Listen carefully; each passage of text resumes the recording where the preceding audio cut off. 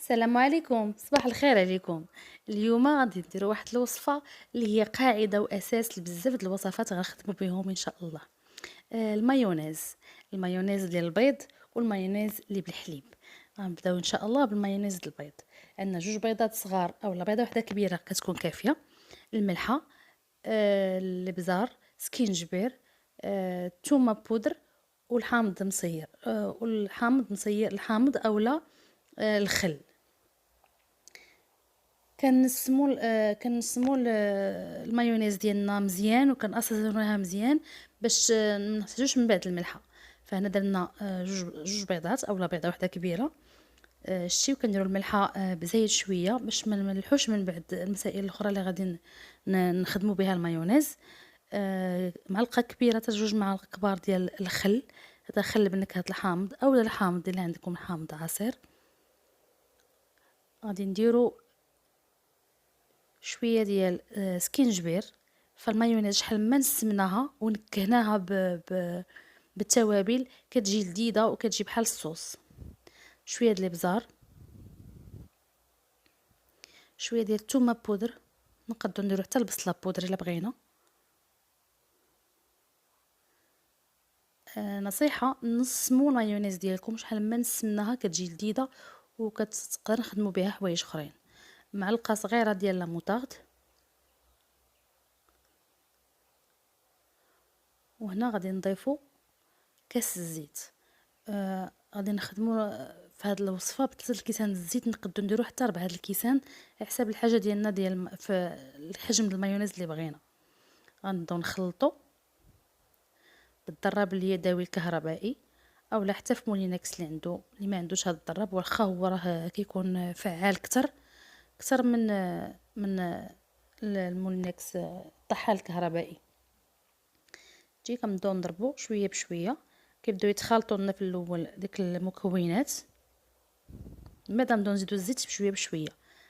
هنا غنديرو الكاس الثاني ديال الزيت، اما حنا كنزيدو الزيت وديك الخليط كيعقاد لينا وكيختار. ما كنديروش قطره بقطره، راه كنديروه كامل الكاس كله، ما كاين حتى شي مشكل. هانتوما كتشوفوا بعينيكم، ما سرعتش الفيديو باش يبان مزيان. شتي ها الكاس الثاني بدات كتعقد لنا المايونيز. ما بغيتش نسرع الفيديو باش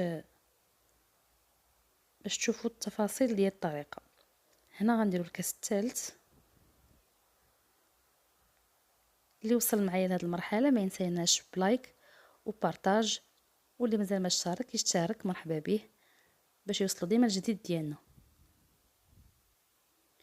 تيو هذا الكاس الثالث، انا بالنسبه لي هذا الحجم كافي.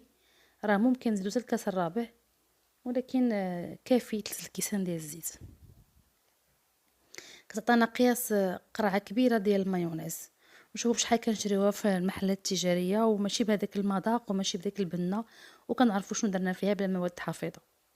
هنا ديال الحليب، مايونيز ديال الحليب، فيها كاس الحليب، فرماجه، سكينجبير، الثومه اللي بغا يديرها اختياريه، البزار، الموطارد والزيت والحامض. هنا ما بغيتش ندير لها بزاف العطريه، كيف ما كنشوفوا هذا هما القاعده الاساسيه ديالها. ما بغيتش نكثر فيها العطريه باش تجيني لونها ابيض نقدر نخدمها في الدهين ديال البرجر، في الساندويتشات، في شحال من حاجه. الاشاره هاد المايونيز الحليب كتصبر اكثر من المايونيز ديال البيض، لان كيف كنعرفوا هنا خدمنا البيض خضر ما كيصبرش بزاف، يعني لا كانت الثلاجه مزيانه كتقدر دير معنا حتى الاسبوع، لا اكثر. فالبيض صعيب يبقى محلول خضر بلا ما نستهلكوه مباشره، بالعكس ديال المايونيز الحليب فانها كتصبر وكدير لنا مده باش كتقدر حتى 10 ايام تبقى. غنبداو بسم الله. هنا درنا الكاس الحليب، نديرو الفرماجه. كاس الحليب يكون بدرجه حراره المطبخ، ما كنسخنوه ما حتى شي حاجه. المايونيز الحليب هي كتجي لذيذه وزوينه وكتصلح قاعده لبزاف د الحوايج. معلقه ديال الموطارد. هنا ما غاديش ندير لها بزاف ديال التوابل، بغيتها تبقى كريميه باش تخدمها في مسائل اخرى. اللي وصل معنا لهنا ما ينساش يدير جيم ويشترك معنا في القناة. مازال ان شاء الله وصفات جديدة، ومازال ان شاء الله بزاف المسائل غادي نتقاسموهم. هنا غنبداو غير بالوصفات الاساس، من بعد غادي نشوفوا كيفاش الاستخدامات ديالهم. كيف درنا انا درت غير شويه ديال الملحه وشويه ديال الثومه بودر والكاس د الزيت والفرماجه المثلثه، جبن مثلث اي نوع عجبكم. هنا غادي نبداو نضربوا. في الاول كيتخلطوا غير عناصر في الاول بيناتهم، كيعطيونا بحال واحد لاصوص اللي هي خفيفه، وما حدنا كنزيدوا الزيت وديك الخليط كيعقد. شتي هو في الاول جانا بحال الشكل ديال بحال اون صوص خفيفه بحال لاباط ديال كريب. من بعد غنبداو نزيدو الزيت في الكاس الثاني ومن بعد الكاس الثالث، ما حدنا كنزيدو الزيت وهي كتعقد لنا المايونيز ديالنا. الكاس الثاني هو هذا، ما دقه واحده كنزيدو الكاس، ما كنبقاوش نزيدو قطره بقطره ولا بسرعه. هاد المايونيز راه كتقدر توجد لنا في دقائق بسرعه. الا كان عندنا ضياف ولا هذا نقدروا حتى اخر دقيقه وعاد نخلطوها باش يبقى لنا المذاق ديالها زوين.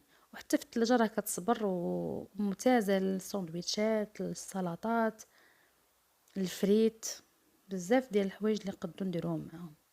مازال عندنا بزاف السلطات ديال الصلصات اللي كيرافقوا الساندويتشات والطاكوس. ان شاء الله في حلقه اخرى في فيديو اخر غادي نتقاسمهم معكم. دابا غنبداو غير بالاساسيات ديال اللي كنوجدوا بهم بزاف د الحوايج. احنا زدنا هنا الكاس الثالث وغادي نخلطو ميكسور. السرعه ديالو متوسطه، ماشي ضروري تكون سرعه مجهده. شتي احنا ما حدنا كندخلوه وديك الخليط كيعقد. نقدروا ندوزو حتى الكاس الرابع كيف قلنا الا بغينا. غير كيدخل الزيت صافي كيعطينا. نتمنى الوصفه تعجبكم، ما تنساوش الدعم ديالكم ان شاء الله به كنستمروا. هذا الشكل النهائي المايونيزات ديالنا. ديال البيض كتجي لونها شويه مصفر، وديال الحليب كتجي لونها ابيض، حيت ما درنا فيها لا ابزار لا حتى شي حاجه، باش نستعملوها قاعده في اشياء اخرى. نتمنى هاد الوصفه تعجبكم، تستعملوها في الصيف في ساندويتشاتكم في السلطات ديالكم. ما تنساوناش من الدعم، كنأكد ونعاود عليه. مرحبا بكم معنا في القناه. اللي وصلت معايا حتى لهنا تخلي لنا واحد التعليق ونشوفوا السلطات الاخرى اللي نقدروا نقدموا. والسلام عليكم ورحمه الله تعالى وبركاته.